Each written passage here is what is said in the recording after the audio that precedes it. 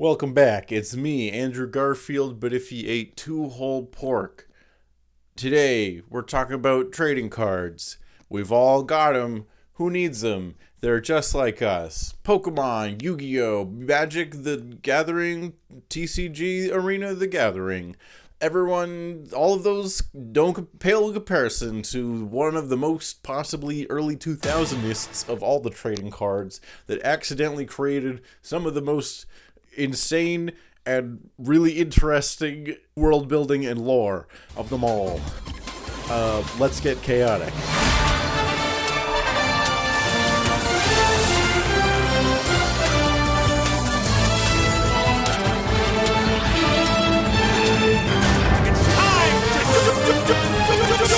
Play in person and online at chaoticgame.com. Ask your parents first. Whoever loses the game loses their soul.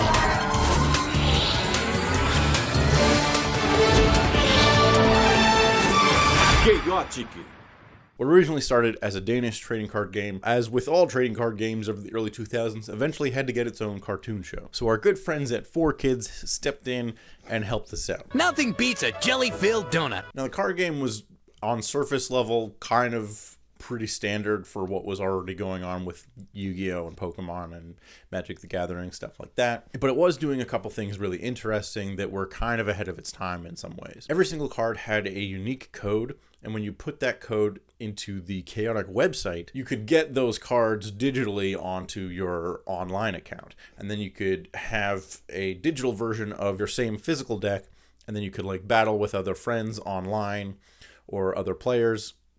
Ask your parents first before going online. So in some ways, the game was embracing the internet and online gaming in a way that these other franchises hadn't really gotten yet.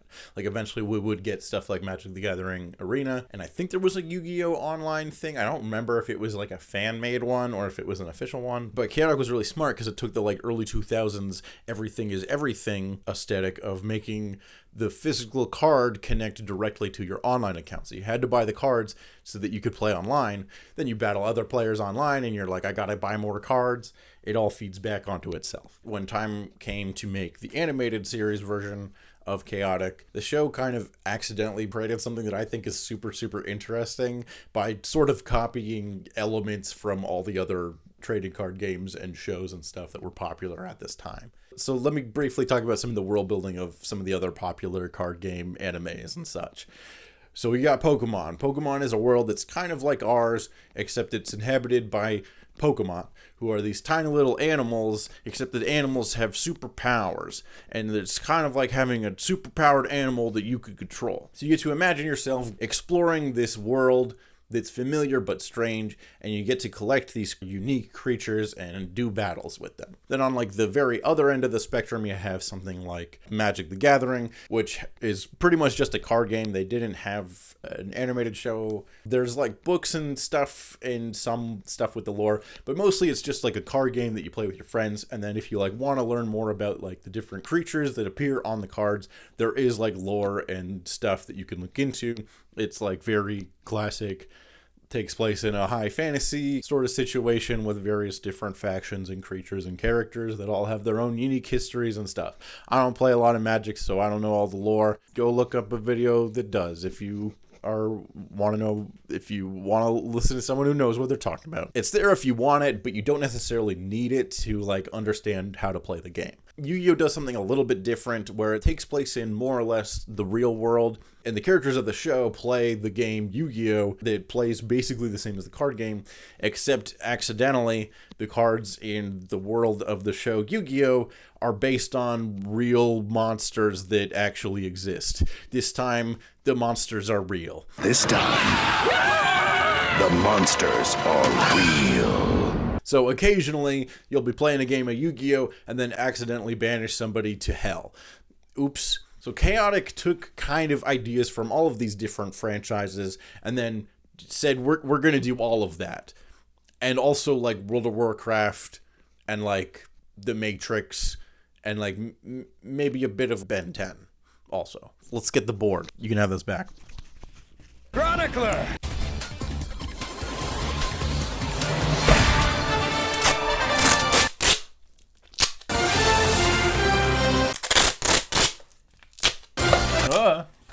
No, Spider-Man! Uh-oh. This is becoming more of a challenge than I thought. Okay, there we go. Good enough. I was hoping that you'd be able to see my ring light reflected directly at the camera. That's what I was going for. Okay.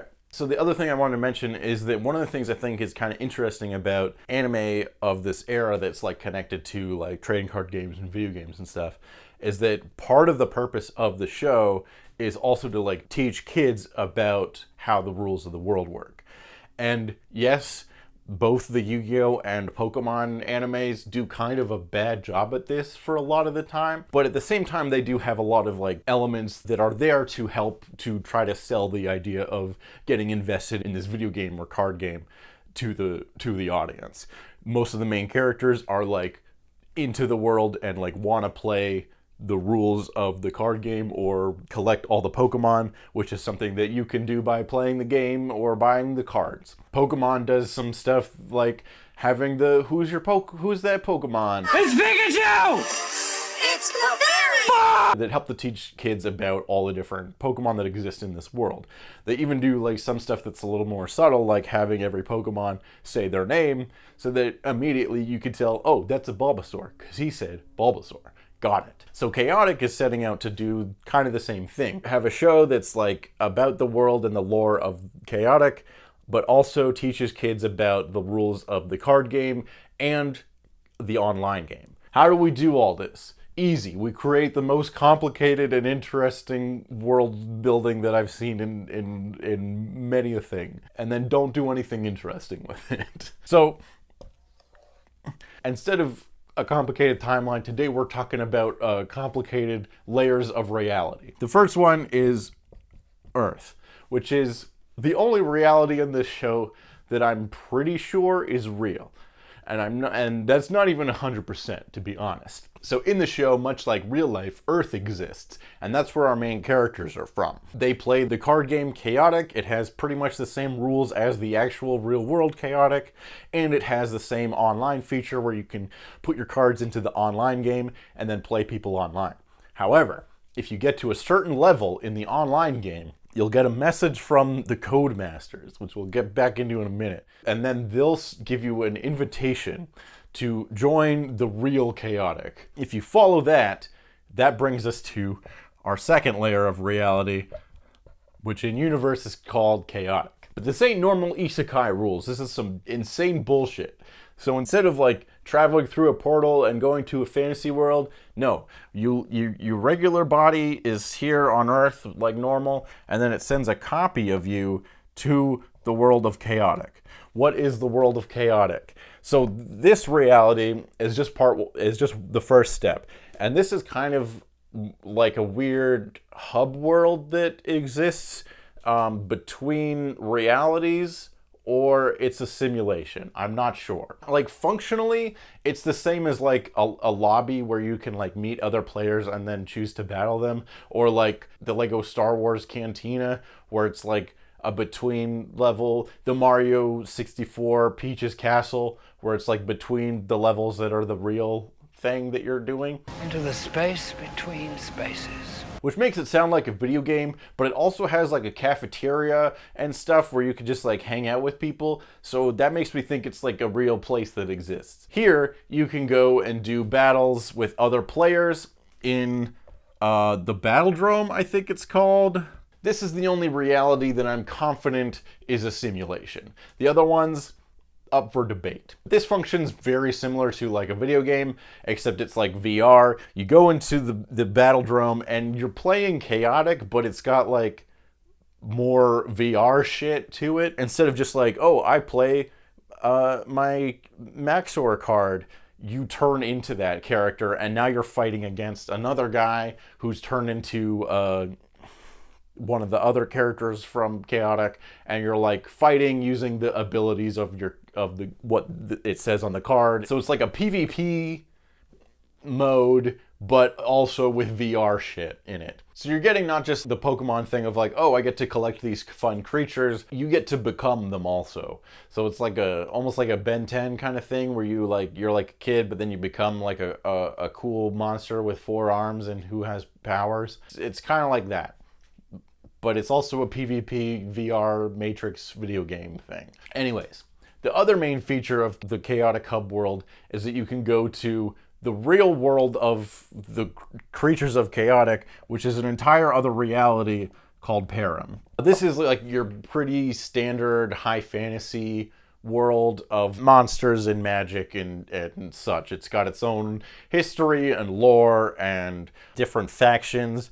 One of the things I kind of do like about Param is that like the main two factions are the Overworlders and the Underworlders. And the way that it's framed initially, it sounds like, oh, the Overworlders are the good ones and the Underworlders are the bad ones. But really it's more complicated than that. The two main factions on this fantasy world that are at war with each other, neither one is really in the right or the wrong. And it's kind of implied to be one of these conflicts that's been going on for so long that neither side even really remembers who started the war or what it was initially about. It's just like, we don't like those guys because they try to kill us, and they don't like us because we try to kill them. It's much more gray, much like real world wars. There's not always an obvious hero or villain, which is, I think, a lot more interesting. There's also like other factions. There's like this bug people faction, and there's like a lizard people faction. I don't have time to get into all that. Also, the Overworlders and Underworlders, they're not like races of beings. Like, there's various different types of creatures that fall under either faction. That's just kind of the main alliance that they belong to. But anyways, so your chaotic self can also travel to this fantasy world.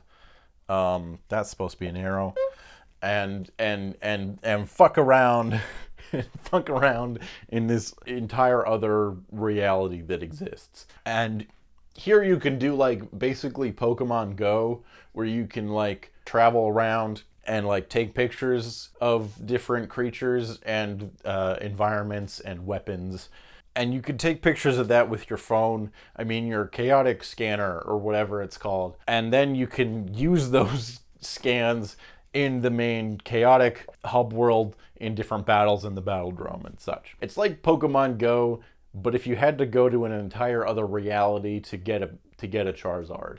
It's fucking wild. But remember, this is a copy of your body. Your regular body is still on Earth, like going to school and doing your chores and doing all the normal shit you don't want to do. So what happens? How is there two of you? How does that work? So eventually, if you sign off from Chaotic and go back to the real world, your human regular self downloads all the memories of your copy that was off going to another reality and taking pictures of Charizard. And then your human self remembers all the like fun adventures you had in Chaotic World. This is the thing that makes me think that all of this might be a simulation of some kind. Like at least this angle, and maybe even Param as well, but we'll get into that in a sec. I should specify that in the show, the hub world of Chaotic and also the fantasy world of Param are both stated to be real physical places.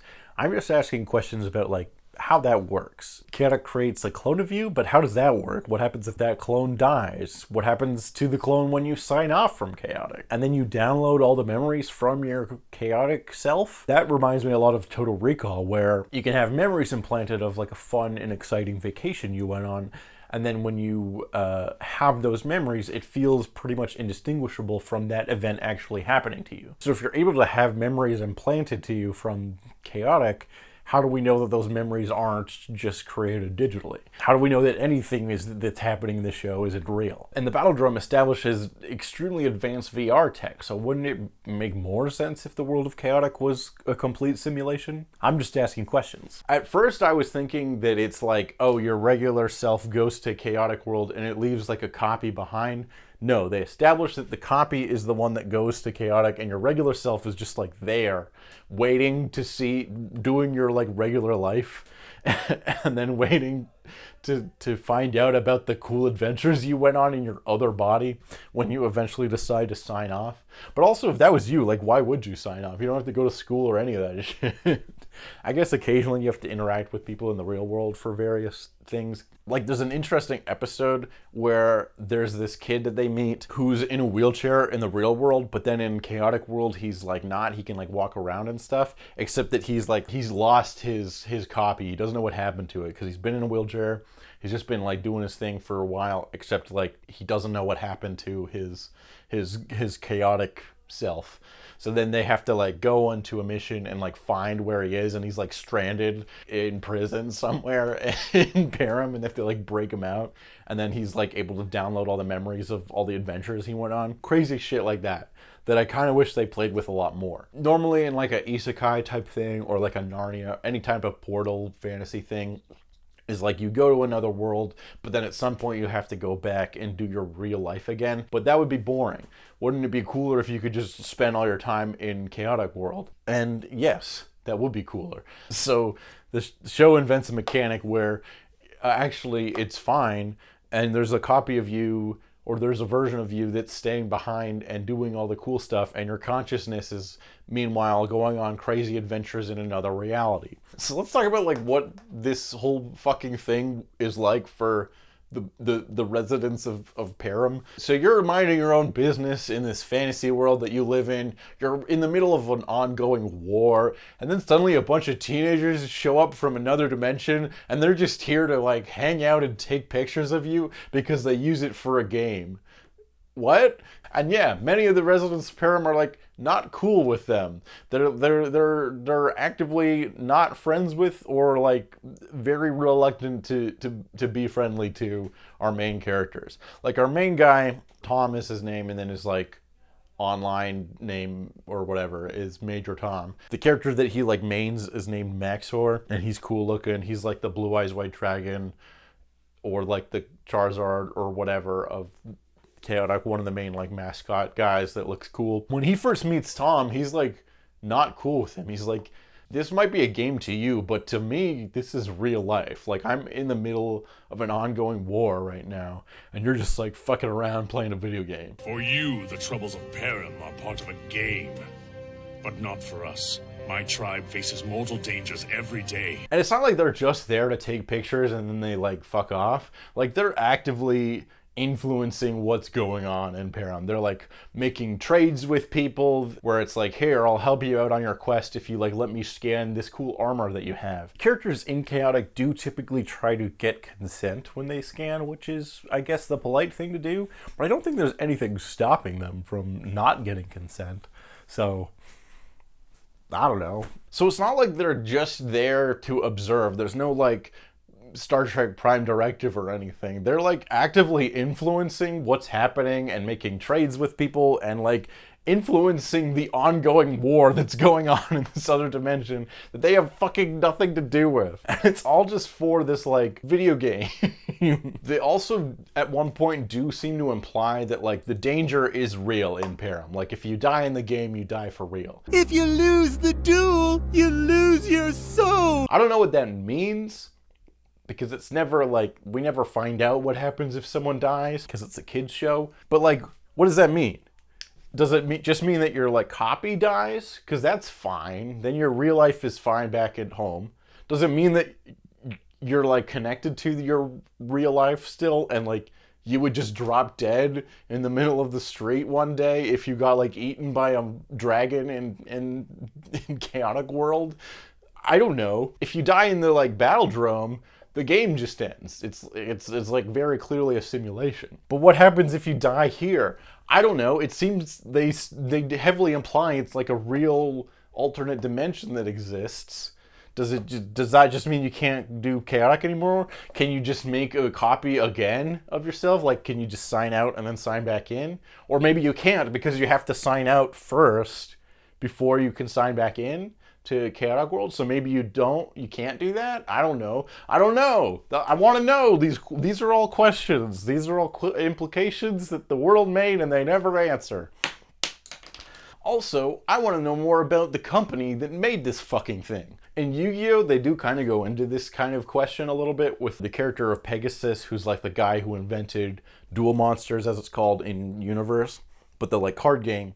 And then he's like kind of evil billionaire, and then he has like various schemes relating to trying to discover like ancient artifacts that are magic and relate to the monsters of Yu-Gi-Oh! You have Kaiba, who's also like a crazy billionaire who's like sometimes evil, sometimes he teams up with Yugi and the gang, but he's like actively profiting off of the monsters and creatures of Yu-Gi-Oh! Here, I don't know what this corporation is doing, but there's surprisingly few microtransactions in this entire thing that they've built. Like at one point in the show, we meet some characters called the Codemasters, and they seem to be like employees that work for the company that like built the card game and built like this whole reality or simulation or whatever, but they also like play the game and they're like high level players. It's basically like a gym leader or like a Battle Frontier type high level Elite Four boss that you're like fighting or something, because there's lots of like talk of like the code of Chaotic, which sounds like it's a computer simulation, but they sometimes reference it in Param as well. So I'm like, is this a computer simulation also? That would make the most sense, because like, how does any of this work? I don't know. Either some of it is a simulation or all of it is, which is why I'm like, how do we know Earth is not a simulation? This shit is insane. So there's two main options. Either Param is a real alternate dimension fantasy world that exists. They just happen to like find a way to. They figured out a way to put a person into this alternate reality. And how do they profit off that? By making a children's card game. And then like, if you get a high enough level, you get to go there just as a teenager, just for fun. And there's like very few like microtransactions. Like you'd think you'd have to buy like the Chaotic Battle Pass or something to even have access to going to an alternate reality or something. Even just to get here and do the like sci-fi VR Battledrome shit. Even that you'd think you'd have to like, oh, buy the expansion DLC or something. But no, it seems like you just like, once you get high enough gamer points in the online game, you just get to like go there. Okay, but anyways, let's say you're this company or whatever, and you've somehow discovered a way to travel to another reality, and the main thing you do is just build a card game around it. Like, that's so crazy. But it's also kind of fucked up too, because it's like you've found a way to go to this other reality. Like, I guess it could be worse. Like, they could be trying to invade it and take it over and steal all its resources. Instead, they're like, no, just pure capitalism. Let's make a card game out of this shit. And like let teenagers run around and maybe fuck up the war that's going on and maybe get killed. You know, if you die, you die. Who cares? That does seem like something a corporation would do on some level. Maybe that's the thing. Maybe they were already like a toy video game company, and then they accidentally discovered a way to travel to another reality, and they're like, well, that's the perfect inspiration for this card game I'm making. I don't know. The other possibility is that Param is also a complete simulation, and it's just like a fantasy video game that you can go into. But it's so advanced that it feels and looks and tastes real to the people that go there. At the same time, all the characters that live in Param fully believe it's real. They're fully sentient. It's like super advanced AI, far past what we're capable of. And that's also kind of fucked up if that's the case. Because like, they don't know what's happening. They don't know why they were designed. And the thing that they were designed for is so that somebody can make a children's card game. It's like the most fucked up shit ever. It sounds cool, but the level of detail and like complexity of this world, and you're aware. That's the thing, is that they're basically aware that their whole planet is being like exploited by a corporation so that children could play a video game cooler, and like, there's nothing they can do about it. Like, I guess they could kill everyone who shows up, but like, what's that doesn't help them, like, in the long run, because they're busy like fighting an ongoing war. It's insane. And let me be clear, like, I don't actually think any of this is bad. I think it's like super interesting. That's why I'm making this whole video. It's got like, they're just like throwing like every idea that they had and every idea that was popular at the time into one thing and trying to make it kind of work. And it's like so complex and has so many layers to it. And I think it's like really, really interesting. My only main problem is that like, I don't think they explore any of the like crazy implications of this world to the level that I would like. Maybe there's some answers in the show that I just missed because I haven't seen all of the show. I'm sure in like a year from now, when the Chaotic fandom discovers this video, they're gonna like tell me about all the things that I was wrong about, and that's fine. I'm okay with that. But I just want to know, like, look at how, like, I just think it's so fucking interesting and crazy, the lore that they accidentally made, because it was like so clearly like, oh, we want to do Pokemon, but also we kind of want to do World of Warcraft, but also we kind of want to do elements of Yu-Gi-Oh and Magic and Ben 10. The one story I would have loved to see is like, what if one of the characters from Param tried to come to Earth? They know that there's this other reality that exists. They're not particularly fond of the people that are from there. What would happen if they tried to steal a scanner and use it to teleport to Earth? Is that even something that could happen? What would happen if it did? And furthermore, if like I think is possible that the world of Param is actually just a simulation, what then would the implications be if one of the characters found out about that and discovered that their whole world is just an advanced video game? Like, how much would that fuck with you? These are the kinds of stories that they should be telling with this universe, and then they like squander it. Wild to me. And this is probably the part where some commenter is going to tell me that that's actually an episode that happens, and I just didn't see it. Sorry.